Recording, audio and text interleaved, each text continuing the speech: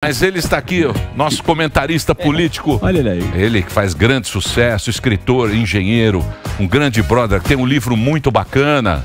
Show. Não tem aqui, mas eu não tenho mais os livros aqui. Se você puder mostrar, mostra aí, Mota. O livro dele que está vendo. Aqui, peraí, ó. Vou pegar aqui. Você vai entender toda essa história aí Aqui, ó. da violência. Aí, ó. Tá na mão. Segurança Tá pública. na mão, ó. Construção da maldade. Tá vendo aí pelas submarino, eu nem sei qual é essa. Amazon. A As Amazon. melhores livrarias. E também tem o outro, ó. Pra quem Esse não aí. leu ainda, Isso aí. Eu tenho os dois. Os Inocentes do Leblon. É isso aí, Mota. Quem que vai puxar o assunto? O Albeta? Posso puxar Então aqui. vai lá. Fala, Mota, tudo bem? Eu queria perguntar pra você da questão da cultura woke, né? Que o Elon Musk tava tweetando esses dias. E ela, na parte cultural, ela tá muito clara. Você vê em jogos de videogame, você vê na série, nos filmes, até no Oscar, você vê o Oscar praticamente tomado com essa questão da cultura woke. E aí vem o político, ele se apropria dessa pauta e vira um negócio global. Queria a tua opinião, como você tá analisando essa pauta woke? Você acha que ela vai cair? Você acha que é uma moda ou ela vai perdurar por um bom tempo? Olha, essa sua pergunta é sensacional, porque eu tava aqui com um tweet para ler para vocês. Na semana passada, eu tenho uma assinatura do ChatGPT, né? E eu fiz a seguinte pergunta para ele. Eu pedi para o ChatGPT escrever um tweet no estilo do Elon Musk, criticando o woke. Olha o que é que o ChatGPT escreveu. O movimento woke está criando uma cultura de indignação e censura que sufoca o pensamento livre e a inovação. Precisamos ser capazes de ter conversas abertas e honestas sobre questões importantes sem medo de ser cancelados ou atacados. Vamos seguir em frente, não retroceder. Isso é o ChatGPT falando no estilo do Elon Musk. Vocês devem estar acompanhando que o Elon Musk comprou uma briga enorme com a esquerda americana, principalmente com o pessoal do movimento woke, né? O woke nada mais é do que a última versão de uma estratégia política que já é relativamente antiga nos Estados Unidos, né? Isso vem do início do século XX, quando movimentos radicais, anarquistas e comunistas começaram a adotar as pautas de defesa das minorias, como puramente uma estratégia de conquista do poder, porque a gente sabe o que os comunistas fazem quando eles chegam ao poder, né? O que eles fazem com as minorias. Inclusive agora na China está acontecendo um problema seríssimo, gravíssimo, sobre o qual a maioria da imprensa mundial não fala, que é com a minoria chamada uigures, né? Que parece que tem campos de concentração na China, onde essa minoria está sendo colocada. Mas, enfim, isso começou lá no início do século XX. Um grande ativismo do Partido Comunista, o Partido Comunista Americano, vários movimentos de defesa de direitos civis. Isso foi evoluindo ao longo do tempo, né? Depois, na década de 60, isso piorou, porque vários elementos da extrema esquerda americana, muita gente não sabe isso, mas os Estados Unidos já viveram episódios de terrorismo dentro do próprio Estados Unidos. No final da década de 70, tinha grupos como o Panteras Negras, um outro grupo chamado Weatherman, que faziam atentados à bomba, sequestros.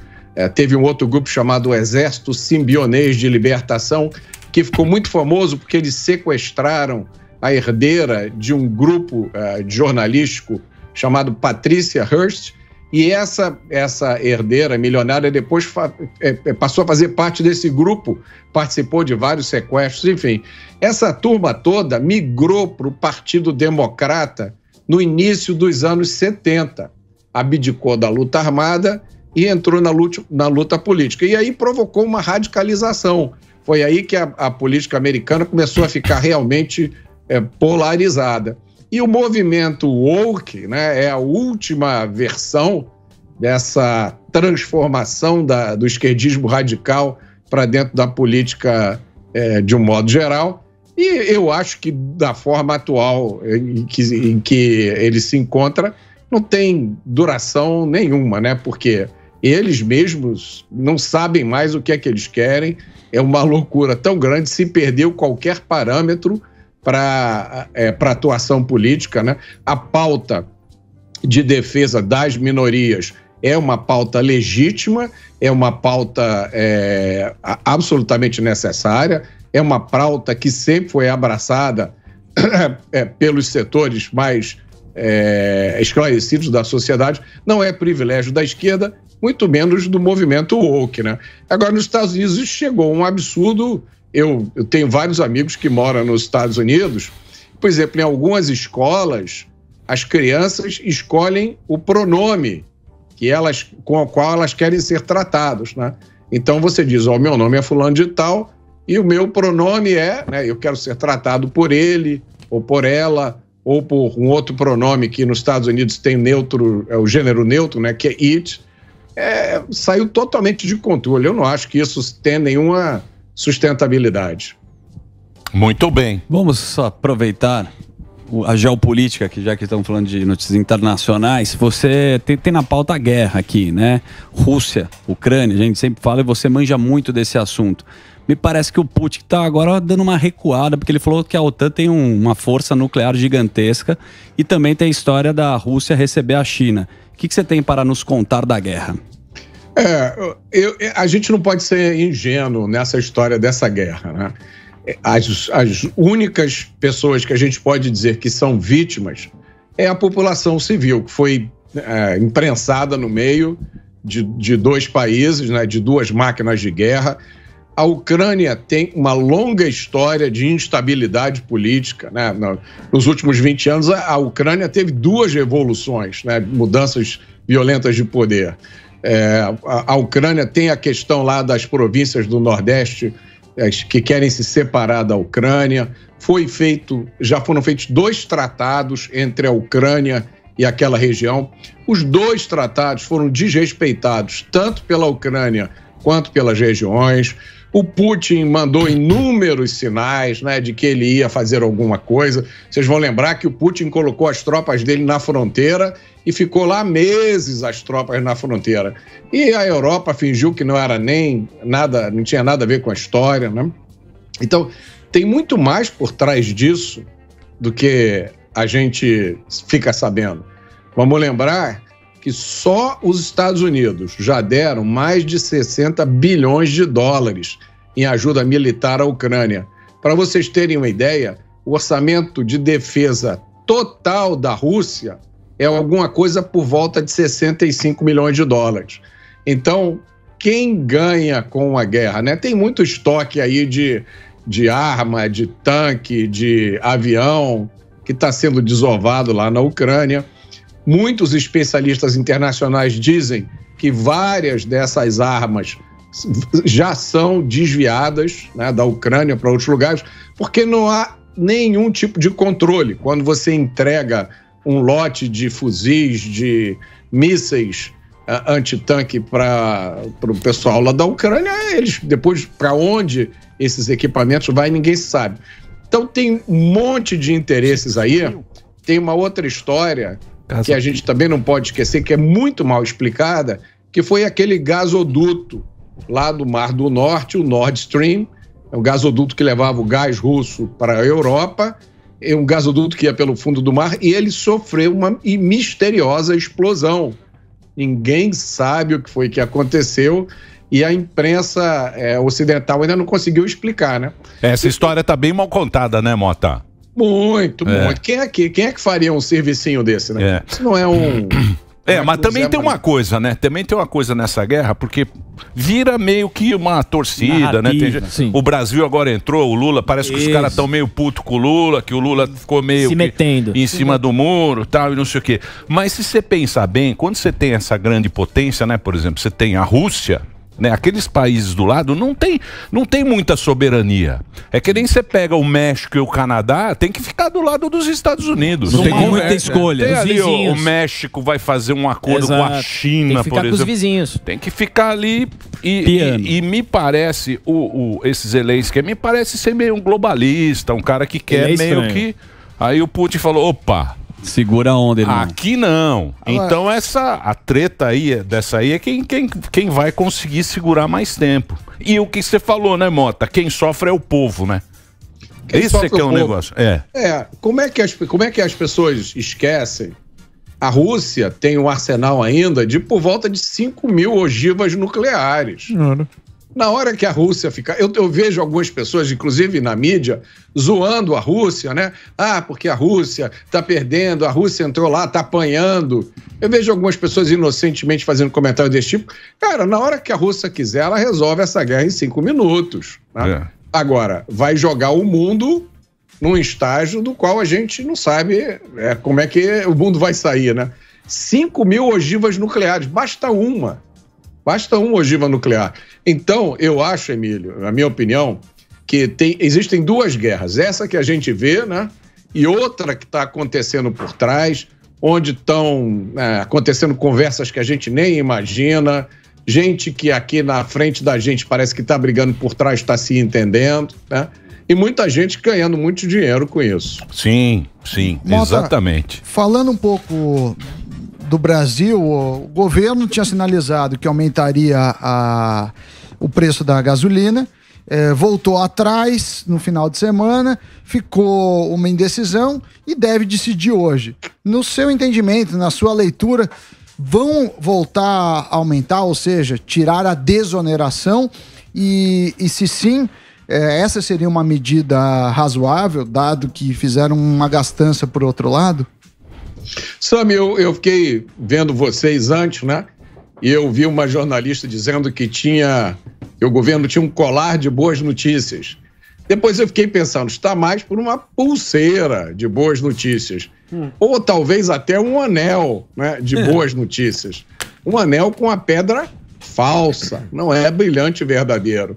É muito difícil você entender para onde que esse pessoal que chegou no poder agora está querendo ir, tá? É muito difícil ver uma lógica nisso, porque, por exemplo, estão falando da reforma tributária, mas nenhum ente federativo quer abrir mão da arrecadação, né? O governo federal não quer, o governo estadual não quer, os governos municipais não querem. Nenhum quer abrir mão sobre o controle da arrecadação. Todos eles querem eles mesmos recolherem. E o contribuinte brasileiro não aguenta mais pagar imposto. A gente hoje já trabalha quase metade do ano só para pagar os impostos que estão embutidos em tudo que a gente consome. Agora, como é que você vai fazer uma reforma tributária com essas três condições?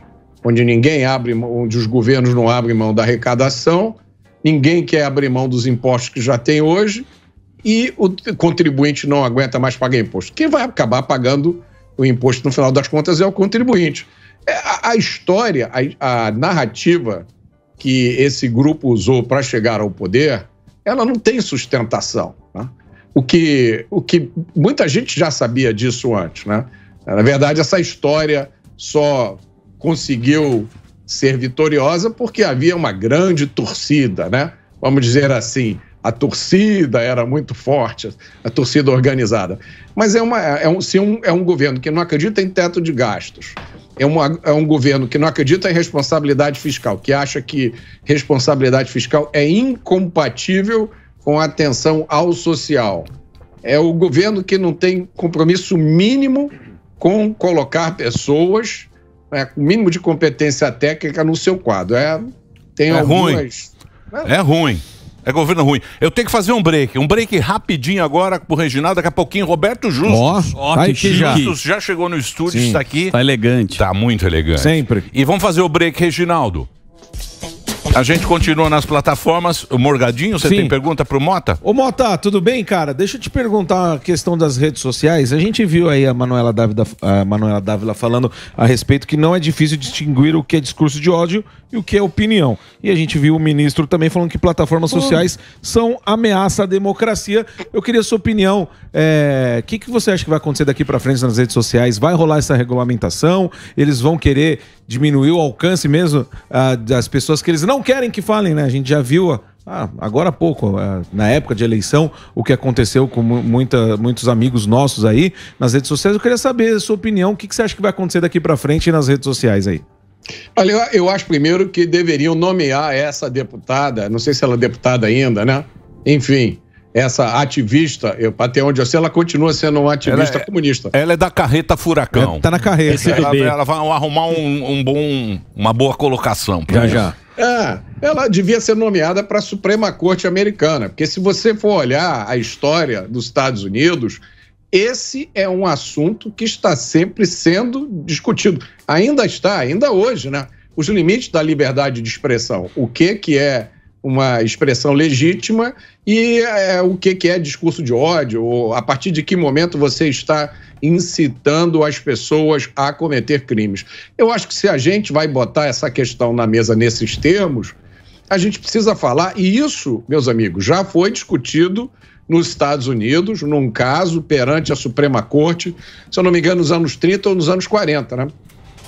Quando membros do Partido Comunista Americano foram julgados, né? Acusados de incitamento às pessoas a cometerem crimes. Porque se você olhar a doutrina comunista, né? Qualquer um que sente e leia o que Marx disse, né? No Manifesto Comunista, você vai ver que aquilo ali é incompatível, totalmente incompatível com o modelo de democracia que a gente está defendendo, né? Agora, Morgado, para responder a sua pergunta, a gente hoje está num campo minado. A gente está atravessando uma fase difícil no Brasil. Eu não acho que isso é um estado permanente. Eu não acho que amanhã ou depois a gente vai virar a Venezuela. Não acho mesmo. Porque se você olhar, o Brasil já passou por fases tão ruins quanto essa ou piores. Nós tivemos uma ditadura, né? A ditadura Vargas, que durou um tempão. Vargas, no total, ficou 15 anos no poder, né? E depois voltou como presidente eleito. Você imagina como é que se sentiu o cara daquela época, né? Teve que viver 15 anos debaixo do autoritarismo de Vargas, depois teve que aguentar ele quando ele voltou eleito. Então, eu não acho que o que a gente está vivendo hoje vai durar. Acho que é uma combinação de circunstâncias políticas. Acho que houve uma reação do que a gente chama de mecanismo, de sistema, uma reação exagerada ao fenômeno Bolsonaro, para o qual eles não estavam absolutamente preparados, e também uma reação ao fenômeno das redes, porque para muitos políticos em todo o mundo, isso não é só no Brasil, o fato do cidadão comum ter uma voz é completamente inaceitável. Sim. Então, poder individual que a tecnologia deu pro cidadão, né? Mas agora hoje em dia todo mundo troca. Os caras têm medo da... Então, mas quem que vai falar o que é discurso de ódio e o que não é? Porque agora tem a Manuela Dávila e Felipe Neto, né? Ó, na mão mas isso não vai virar. Tá, mas os caras querem discutir. Pra gente ficar discutindo aqui. É pra desviar o assunto. Então vamos aguardar, então. Pra desviar o assunto, gordão. Tá bom, vamos aguardar. Lógico que é, pô. Você acha que o Felipe Neto vai falar alguma coisa? O Jaiminho tá na economia. Mas isso aí é o Jaiminho na economia. É a coisa que não tem. É o cara fica mandando essa. Só que, aí fala, deixa os trouxas lá discutindo isso. Mas trouxa, os caras querem regular, já quer regular faz tempo que eles estão querendo regular. Aí começa a puxar a corda pra ver até onde a galera fica de boa ou não, Não vai ter nada. Ou eu tô errado, hein, Bota? Me ajuda aí. Assim, Morgado, eu acho que assim, tem coisas que claramente fazem parte do que é permitido você dizer, né? Tem coisas que são claramente violações da lei. Se você entrar nas redes sociais, acho que não vai ser difícil você achar vídeo de traficante no Rio de Janeiro mostrando o fuzil e dando tiro. Fazendo um live. 3x4. Isso, obviamente, não é liberdade de expressão. Agora, vá procurar algum comentário de qualquer figura deste governo a respeito disso. né? Tem o tal do programa de recadastramento das armas que já foram cadastradas. Vai perguntar quantos membros do governo já foram, né, no Chapadão, na Pedreira ou lá no CPX, dizendo para a rapaziada lá que eles têm que recadastrar as armas. É lógico, né? Tem um duplo padrão aqui. Exatamente. Tem essa conversinha de que o que vale para os outros não vale para minha turma. Que é hipocrisia, né? Que é hipocrisia, total, né, Mota? Mas... Hipocrisia. Hipocrisia. Mas o cara vai botar ordem no galinheiro. Vai ter que botar uma ordem no galinheiro. Uma hora vai botar uma ordem no galinheiro. Quem vai botar essa ordem? Esse que é o problema. Senão até ele perde a mão. Ele perde a mão se não botar ordem também. Até ele, sobra pra ele. Uma hora ou outra vai botar ordem no galinheiro. Sim. Isso aí. Quem vai botar? Oi, fala. Não, isso aí assumindo que existe alguma ordem na cabeça de alguém, né? Porque tem uma hipótese aí de ninguém saber realmente o que vão fazer. Para mim, quando eu escuto a maioria das pessoas desse governo falar, me parece que elas falaram nos anos 80, né? Aquela declaração do ministro de que se o Uber sair não tem problema, que ele bota os Correios para desenvolver um aplicativo. Tá de brincadeira. Olha, os caras são ruins, né, Mota? Vamos ser honestos, né? O time é ruim. Parece o Santos Futebol. Grande Santos. Não bate nem na trave. Não passa do meio de campo e fica tocando a bola. Hoje, bola no céu. É horroroso. Obrigado, viu, Mota? Mota tá no Pingos, né? 6 da tarde. Estou lá. Com o Pavivi dando aula, hein? Sim. Um sapato da Vai-Vai. Balé de informação. Pô, sapato do Pavivi. Sapato da Vai-Vai, Sim, bonito. Nosso gerente da Zara. 6 da tarde tem o Pingos aqui na programação da Jovem Pan com o Mota, a equipe da Jovem Pan. Obrigado, viu, Mota, que dá essa colher de chá aqui pra gente. Valeu, pessoal. Muito obrigado, Emílio. Um abração. Tchau, Valeu, tchau. Um abração. Muito bem, o papo foi muito bom. Muito bacana, tá aí, ó, Roberto Mota Oficial. Tem os livros do Mota aí pra você comprar aí nas livrarias também.